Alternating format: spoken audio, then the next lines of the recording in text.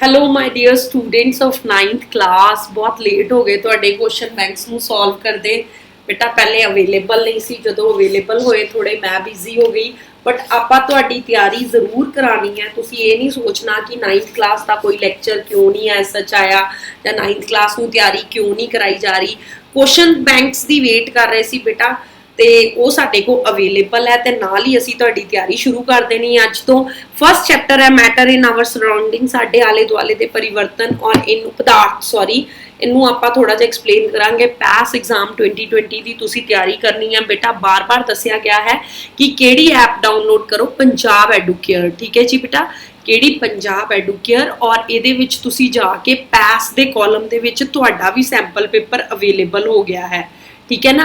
तो तुसी अपने जेडे क्वेश्चन बैंक है उन्होंने देख सकते हो प्ले स्टोर पर जाके। जेडे बच्चों ने हजे तक पंजाब एडूकेयर नहीं की वो करन। This is the courtesy of Punjab Educare, जेड़ा भी असी मटीरियल लै रहे हैं।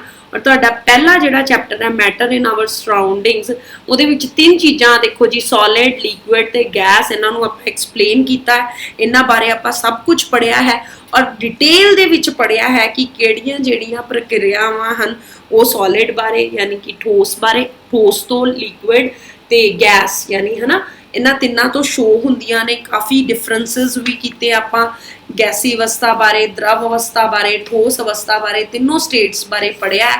तो उन्हां दे ही कुछ क्वेश्चनस अज तुहाडे नाल डिस्कस करन जा रहे हैं। Let us discuss the first question. किस रेशे के कपड़े गर्मियां विच आरामदायक हुंदे ने? Which of the following fibre, both mediums are covered in this English plus Punjabi, so be both mediums please इधर ध्यान देना चंगी तरह। Fibre is more suitable for summer clothes. बहुत ये क्वेश्चन इस चैप्टर का इंपॉर्टेंट भी मनिया जाता है कि गर्मियां विच आपां किस तरह के कपड़े जिहड़े है वो पाने पसंद करते हैं। और बड़ा उहदा आंसर तुसी या फिर इहदा क्वेश्चन ये है कि गर्मियां विच सूती कपड़े ही क्यों आरामदायक हुंदे हन, तो यदा मतलब यदा आंसर की है कॉटन। आम भी आप गर्मियों कॉटन के कपड़े पा के जोड़े है ज़्यादा कंफर्टेबल महसूस करते हैं। वेरी इंपॉर्टेंट क्वेश्चन और ये पहला क्वेश्चन तुहाडे क्वेश्चन बैंक का। दूजी गल, किसी पदार्थ विच मादे की मात्रा, ध्यान ना, मादे की मात्रा नूं की कहते हैं? The quantity of matter present in an object is called, आप बड़ी बारी इहदी डेफिनेशन कराने आ। The quantity of matter present in object is called it's mass. उहदे पुंज नूं आपां कहने हाँ, ठीक है ना। पुंज नूं आपां मादे की मात्रा नूं की कहने आ जी? पुंज। मादे की मात्रा नूं आपां की कहने आ? पुंज। आपां ये डेफिनेशन तुहानूं रटाने आ कि एक नंबर दे विच मैटर की डेफिनेशन है जिहड़ी वो वेरी इंपॉर्टेंट है और आ सकती है।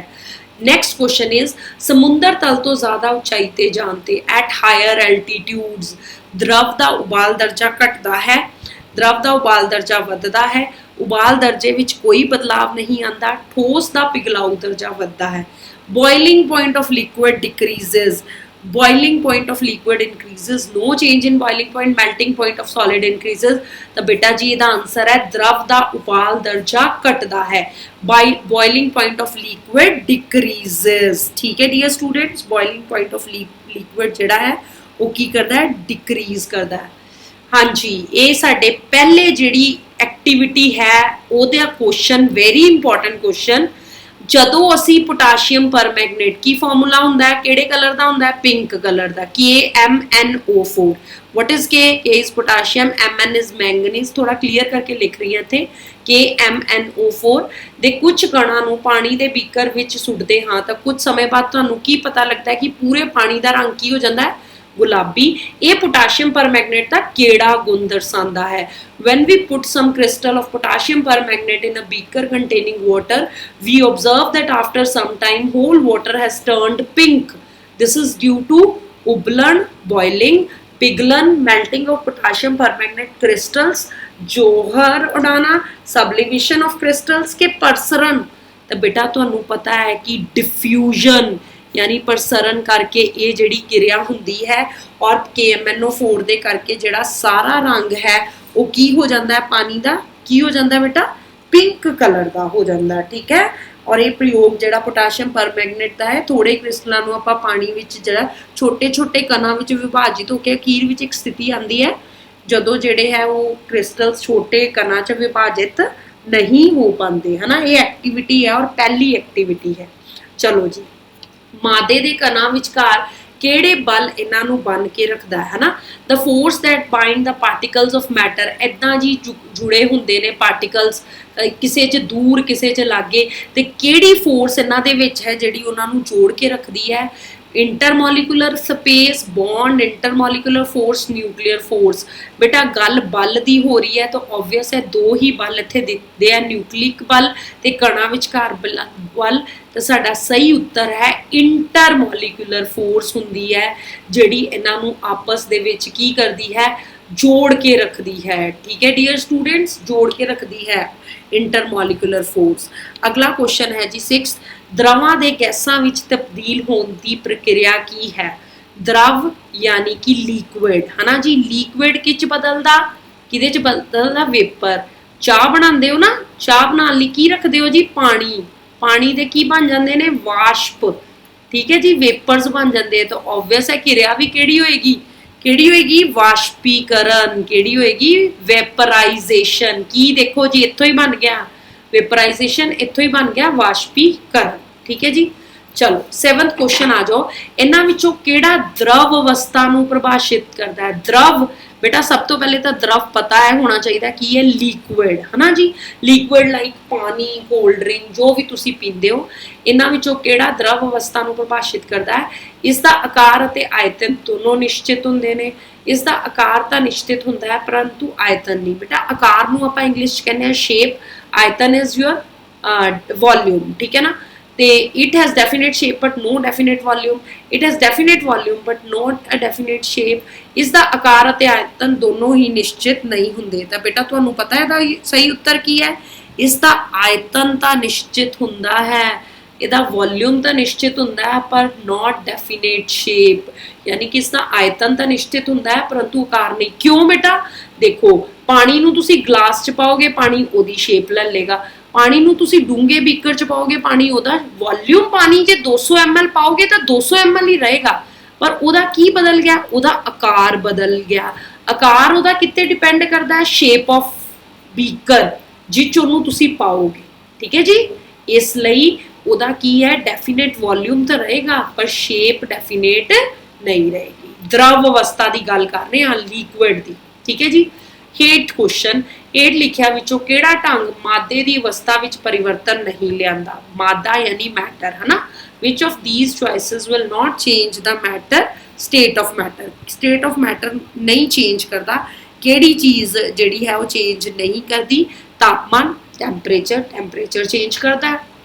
क्यों, पानी नूं गर्म कीता तुसी तो वो की बन गए जी, वाष्प बन गए है ना, यानी कि द्रव तो वेपर बन गया है ना। ਇਹਦਾ मतलब तापमान तो नहीं आएगा, प्रैशर भी चेंज करता है। गर्म करके भी तुसी तापमान ही दे रहे हो।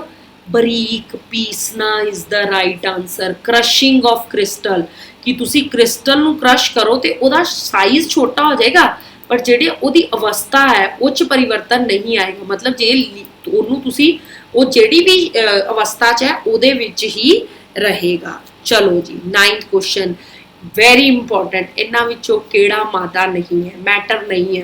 पानी मैटर है, ह्यूमिडिटी मैटर है, धुआं मैटर है। गर्मी का महसूस करना की है, मैटर नहीं है बेटा। गर्मी का महसूस करना is just a feeling, you just, that is not a state of matter, that is just a feeling, feel है वो। ठीक है, 10th क्वेश्चन है, 8 लिखिया विचों किस विधि नाल गैसां दा द्रवीकरण किया जाता है।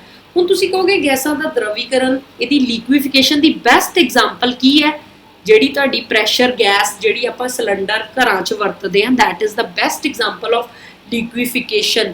ਠੀਕ ਹੈ ਨਾ, ਤੇ ਉਹ ਕਿੱਦਾਂ ਅਸੀਂ ਕਰਦੇ ਹਾਂ ਜੀ, ਉਹ ਅਸੀਂ ਕਰਦੇ ਹਾਂ ਦਬਾਅ ਵਧਾ ਕੇ ਤੇ ਤਾਪਮਾਨ ਘਟਾ ਕੇ, ਪ੍ਰੈਸ਼ਰ ਨੂੰ ਇਨਕਰੀਜ਼ ਕਰਕੇ ਤੇ ਟੈਂਪਰੇਚਰ ਨੂੰ ਡਿਕਰੀਜ਼ ਕਰਕੇ ਜਿਹੜੀ ਸਾਡੀ ਇੱਕ ਫਾਰਮ ਆ ਜਾਂਦੀ ਹੈ ਜਿਹਨੂੰ ਆਪਾਂ ਕਹਿੰਦੇ ਲਿਕੁਇਫਾਈਡ ਗੈਸ, ਜਿਹੜੀ ਕਿ ਕਾਮਨਲੀ ਤੁਹਾਡੇ ਜਿਹੜੇ ਸਿਲੰਡਰਸ ਹੁੰਦੇ ਨੇ, ਮੈਂ ਤੁਹਾਨੂੰ ਉਹਦੀ LPG, what is the full form of LPG, liquefied petroleum gas. ठीक है जी, अगे आ गया 11th क्वेश्चन, प्रसरण दर किस ते निर्भर करती है। वेरी इंपॉर्टेंट क्वेश्चन, डिफ्यूजन कित्ते डिपेंड करता है बेटा।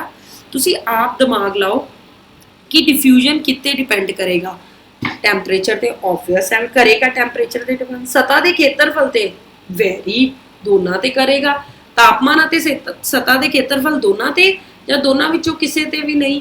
बेटा तापमान ਅਤੇ सतह ਤੇ ਖੇਤਰਫਲ ਦੋਨਾਂ ਦੇ, both temperature and pressure and surface area ਤੇ, both temperature and surface area ਤੇ ਉੱਤੇ diffusion depend ਕਰੇਗੀ। ਠੀਕ ਹੈ ਜੀ। 12th question, ਇਹਨਾਂ ਵਿੱਚੋਂ ਕਿਸ ਦੇ ਕਣਾਂ ਵਿਚਕਾਰ ਖਿੱਚਪਲ ਜ਼ਿਆਦਾ ਹੁੰਦੀ ਹੈ? सोडियम हाइड्रोक्साइड, हाइड्रोजन, पानी, carbon dioxide. Sodium chloride, hydrogen, water के कार्बन डाइऑक्साइड। बेटा एक गल मैनू दसो, पहले तो मैनू ये दसो कि तुसी खिच बल या इंटर पार्टिकल फोर्स जज कितों करोगे? तुहानू कितना पता लगेगा कि किदे विच ज़्यादा हुंदी है? आपां 3 स्टेट्स ऑफ मैटर्स पढ़ियां। 3 स्टेट्स ऑफ मैटर च आपां स्टेट पढ़ी जी सॉलिड पढ़ी जी, लिक्विड पढ़ी जी ते गैस पढ़ी जी। आपां की क्या? ਆਪਾਂ ਕਿਹਾ कि सॉलिड ਦੇ ਵਿੱਚ ਜਿਹੜੀਆਂ ਇੰਟਰਮੋਲੀਕੂਲਰ ਫੋਰਸ ਆ ਸਭ ਤੋਂ ਵੱਧ ਹੁੰਦੀ ਹੈ, ਮਤਲਬ ਸਭ ਤੋਂ ਵੱਧ। ਠੀਕ ਹੈ। ਤੇ ਲਿਕੁਇਡ 'ਚ ਉਸ ਤੋਂ ਘੱਟ ਤੇ ਗੈਸ 'ਚ ਜਿਹੜੀਆਂ ਉਹ ਕਿਉਂਕਿ ਇਹਦੇ ਪਾਰਟੀਕਲਸ ਜਿਹੜੇ ਸॉलिड they are tightly packed. Liquid 'ਚ ਥੋੜੇ ਜਿਹੇ ਖੁੱਲੇ ਤੇ ਗੈਸਸ 'ਚ ਬਹੁਤ ਖੁੱਲੇ। ਹੁਣ ਇਹਨਾਂ ਚੋਂ ਦੇਖੋ ਜੀ ਠੋਸ ਕੌਣ ਹੈ? ਸੋਡੀਅਮ ਕਲੋਰਾਈਡ ਹੈ ਨਾ ਜੀ, ਹਾਈਡਰੋਜਨ ਵੀ ਗੈਸ ਹੈ, ਵਾਟਰ द्रव हो गया ਤੇ ਕਾਰਬਨ ਡਾਈਆਕਸਾਈਡ ਵੀ ਗੈਸ ਹੈ। ਇਸ ਲਈ ਸਾਡਾ ਸਹੀ ਉੱਤਰ ਕੀ ਹੈ? Sodium chloride. सॉलिड है, रीजन की है? सॉलिड है, ठोस है। ठोस है तो ऑब्वियस है खिंचपल जिहड़ी ओह ज़्यादा होएगी। ठीक है जी बेटा। अगे आ गया, किसी वस्तु की घनता नूं किस नाल परिभाषित किया जाता है? डेंसिटी। बहुत important formula. Density is mass over volume, यानी कि मास ओवर वॉल्यूम यानी कि पुंज बटा आयतन। ठीक है जी। घनता किहदे बराबर हुंदी है? पुंज बटा आयतन। हुण जिहड़ी ऑप्शन इच है पुंज अते आयतन का अनुपात, ratio of mass and volume, वो साडा सही आंसर आ गया। ठीक है बेटा। चलो जी 14वां क्वेश्चन वेरी इंपॉर्टेंट। पदार्थां ते ठोस अवस्था तो गैस विच बदलण दी 3 स्टेट हुंदियां जी साडे कोल। ठोस, ठोस तो द्रव, द्रव तो किहड़ी हुंदी जी? गैस, है ना जी। आपां जी ठोस तो द्रव ते जाइए ਤੇ द्रव तो गैस ਤੇ ਜਾਈਏ ਤਾਂ ਬੜਾ ਪ੍ਰੋਪਰ ਜਿਹਾ ਚੈਨਲ ਲੱਗਦਾ ਹੈ। ਪਰ ਹੁਣ ਆਪਾਂ ਕਿੱਥੇ ਆ ਗਏ ਜੀ? ਆਪਾਂ ਠੋਸ ਤੋਂ ਸਿੱਧਾ ਗੈਸ ਤੇ ਆ ਗਏ। ਤੇ ਬਹੁਤ ਇੰਪੋਰਟੈਂਟ ਇਹ ਚ ਆਪਾਂ ਇੱਕ ਜਿਹੜੀ ਜੋਹਰ ਉਡਾਨ ਵਾਲੀ ਪ੍ਰਕਿਰਿਆ ਕੀਤੀ ਸੀ, ਠੀਕ ਹੈ ਨਾ, ਉਹਦੇ ਵਿੱਚ ਆਪਾਂ ਕੀ ਕਰਦੇ ਸੀ? ਜੋਹਰ ਉਡਾਨ ਵਾਲੀ ਪ੍ਰਕਿਰਿਆ ਦੇ ਵਿੱਚ ਅਸੀਂ ਕਿਹਦੀ ਐਗਜ਼ਾਮਪਲ ਕਰਦੇ ਸੀ? ਅਸੀਂ ਕਰਦੇ ਸੀ ਜੀ ਅਮੋਨੀਅਮ ਕਲੋਰਾਈਡ ਦੀ। ਅਸੀਂ ਜੀ ਇਦਾਂ ਚਾਈਨਾ ਡਿਸ਼ ਲੈਂਦੇ ਸੀ, ਉੱਤੇ ਅਮੋਨੀਅਮ ਕਲੋਰਾਈਡ, ਉੱਤੇ ਜੀ ਅਸੀਂ ਕੀਫ ਮੁੱਦੀ ਮਾਰਦੇ ਸੀ, ਥੱਲੋਂ ਆਪਾਂ ਕਰਦੇ ਸੀ ਹੀਟਿੰਗ। ਕੀ ਕਰਦੇ ਸੀ? ਥੱਲੋਂ ਆਪਾਂ ਹੀਟਿੰਗ ਕਰਦੇ ਸੀ। ਠੀਕ ਹੈ ਜੀ। ਜਦੋਂ ਆਪਾਂ ਥੱਲੋਂ ਹੀਟਿੰਗ ਕਰਦੇ ਸੀ ਤਾਂ ਅਸੀਂ ਕਹਿੰਦੇ ਸੀ ਕਿ ਇਹ ਸਿੱਧਾ ਹੀ ਕਿਹਦੇ 'ਚ ਬਦਲ ਗਿਆ? ਜਿਹੜਾ ਅਮੋਨੀਅਮ ਕਲੋਰਾਈਡ ਹੈ ਸਿੱਧਾ ਹੀ ਗੈਸ 'ਚ ਬਦਲ ਗਿਆ। ਤੇ ਦਿਸ ਪ੍ਰੋਸੈਸ ਇਜ਼ ਨੋਨ ਐਜ਼ ਸਬਲੀਮੇਸ਼ਨ, ਜਿਹਨੂੰ ਆਪਾਂ ਕੀ ਕਹਿੰਦੇ ਆ? ਜ਼ੋਹਰ ਉਡਾਉਣ ਦੀ ਵਿਧੀ। 15ਵਾਂ ਕੁਐਸਚਨ ਵੈਰੀ ਇੰਪੋਰਟੈਂਟ। ਸੁੱਕੀ ਬਰਫ਼ ਕੀ ਹੁੰਦੀ ਹਨ? ਬੇਟਾ ਇੱਕ ਗੱਲ ਮੇਰੀ ਯਾਦ ਰੱਖਿਓ, ਸੁੱਕੀ ਬਰਫ਼ ਠੋਸ ਕਾਰਬਨ ਡਾਈਆਕਸਾਈਡ ਹੁੰਦੀ ਹੈ। सॉलिड कार्बन डाइऑक्साइड नूं, कार्बन डाइऑक्साइड वैसे तो गैस हुंदी है, पर सॉलिड ठोस नूं आपां की कहने आ? सुक्की बर्फ और ड्राई आइस। 16वां क्वेश्चन, इन्हां विचों किस विच सब तो वध गतिज ऊर्जा हुंदी है? 0 डिग्री सैल्सीयस दे बर्फ दे कण, 0 डिग्री सैल्सीयस पानी दे कण, 100 डिग्री सैल्सीयस पानी दे कण कि 100 डिग्री सैल्सीयस भाप दे कण? बेटा किनेटिक एनर्जी हाईएस्ट पूछी है। particles of ice at 0 degree Celsius, particle of water at 0 degree Celsius, particles of water at 100 degree Celsius, particle of steam at 100। तो बेटा ऑब्वियस है कि जी किनेटिक ऊर्जा जिदा जिदा टैंपरेचर वधदा तुहानूं पता वधदी है, ਇਹਦਾ मतलब 100 डिग्री सैल्सीयस ਤੇ ਹੁਣ ਇੱਥੇ ਦੇਖਾਂਗੇ ਪਾਣੀ ਕੇ ਭਾਫ। ऑब्वियस है भाफ ਦੀ ਹੈ ਜਿਹੜੇ ਉਹ ਕਣ ਜ਼ਿਆਦਾ ਗਤੀਜ ਊਰਜਾ ਦੇ ਨਾਲ ਫੈਲਣਗੇ। ठीक है ना। ਇਸ ਲਈ ਸਾਡਾ ਸਹੀ ਉੱਤਰ ਕੀ ਹੈ? 100 डिग्री सैल्सीयस भाफ दे कण या particles of steam eight 100 degree Celsius. 17th question की गल करांगे, इन्हां विचों किहड़ा कारक वाष्पीकरण नूं प्रभावित नहीं करता?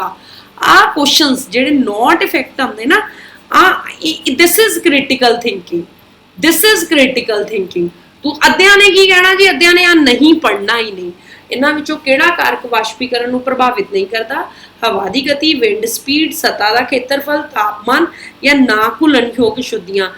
Wind speed, surface area, temperature, insoluble heavy impurities. तो इसका आंसर है जी ना घुलनयोग अशुद्धियां जिहड़ियां है वो वैपोरेशन नूं प्रभावित नहीं करदियां। चलो जी अगला क्वेश्चन देखिए की है।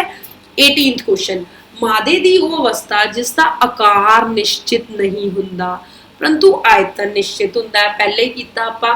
ਇਸ ਤਰ੍ਹਾਂ ਦੇ ਮਾਦੇ ਦੀ ਇੱਕ ਉਦਾਹਰਨ ਹੈ a form of matter has no fixed shape but fixed volume and an example of this form is ਕੀ ਹੈ ਜੀ? ਕੈਰੋਸੀਨ। ਮਿੱਟੀ ਦਾ ਤੇਲ ਲਿਕੁਇਡ ਹੁੰਦਾ ਨਾ, ਜਿਹੜੇ ਭਾਂਡੇ 'ਚ ਪਾਓ ਉਹਦਾ ਹੀ ਇੰਨੇ ਵੋਲਿਊਮ ਫਿਕਸ ਹੋਏਗਾ ਪਰ ਸ਼ੇਪ ਫਿਕਸ ਨਹੀਂ ਹੋਏਗੀ। ਜਿਹੜੇ ਭਾਂਡੇ 'ਚ ਪਾਓ ਜੀ ਮਿੱਟੀ ਦਾ ਤੇਲ ਉਸੇ ਭਾਂਡੇ ਦਾ ਹੋ ਜਾਏਗਾ।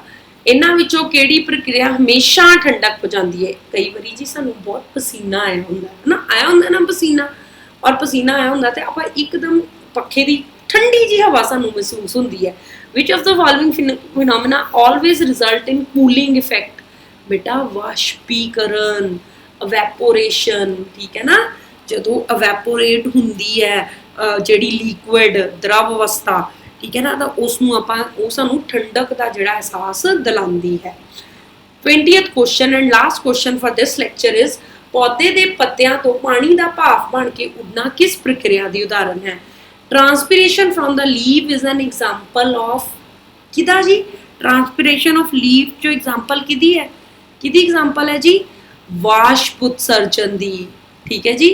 ਵਾਸ਼ਪ ਉਤਸਰਜਨ ਦੀ example ਹੈ, ਠੀਕ ਹੈ ਜੀ। ਵੈਸੇ ਤਾਂ ਇੱਥੇ ਟ੍ਰਾਂਸਪੀਰੇਸ਼ਨ ਆਨਸਰ ਆਉਣਾ ਚਾਹੀਦਾ ਸੀ ਪਰ ਹੁਣ ਇੱਥੇ ਵਾਸ਼ਪ ਉਤਸਰਜਨ ਦੀ ਜਗ੍ਹਾ evaporation ਦਿੱਤਾ ਤਾਂ that is an example of evaporation, ਠੀਕ ਹੈ। ਵਾਸ਼ਪ ਉਤਸਰਜਨ ਦੀ ਜਿਹੜੀ example ਹੈ ਜਦੋਂ ਪੇੜ ਜਿਹੜੇ ਪੌਦੇ ਪੱਤਿਆਂ ਤੋਂ ਆਪਾਂ ਕਹਿੰਦੇ ਨਾ ਕਿ ਮਤਲਬ ਜਿਹੜਾ ਤੁਸੀਂ ਉਹਨੂੰ ਜੀ ਪਾਣੀ ਪੌਦੇ ਨੂੰ ਤੁਸੀਂ ਪਲਾਸਟਿਕ ਦੇ ਕਵਰ ਦੇ ਨਾਲ ਢੱਕੋ ਔਰ ਦੇਖੋਗੇ ਕਿ ਇੱਥੇ ਜੀ ਜਿਹੜੇ ਛੋਟੇ ਛੋਟੇ ਡ੍ਰੌਪਲੇਟਸ ਆ ਜਾਂਦੇ ਆ ਨਾ, ਹਨਾ। So that is ਵਾਸ਼ਪ ਉਤਸਰਜਨ or evaporation. So dear students of 9th class 40 questions ਹੈ ਇਹਦੇ, 20 ਮੈਂ next lecture 'ਚ discuss ਕਰਾਂਗੀ ਤੁਹਾਡੇ ਨਾਲ। ਉਮੀਦ ਕਰਦੀ ਹਾਂ ਕਿ ਤੁਸੀਂ PAS 2020 ਮਿਸ਼ਨ 100% 'ਚ ਸਾਡਾ ਸਾਥ ਦਿਓਗੇ ਔਰ ਪੂਰੀ ਤਿਆਰੀ ਕਰੋਗੇ। Till then, goodbye dear students of 9th class.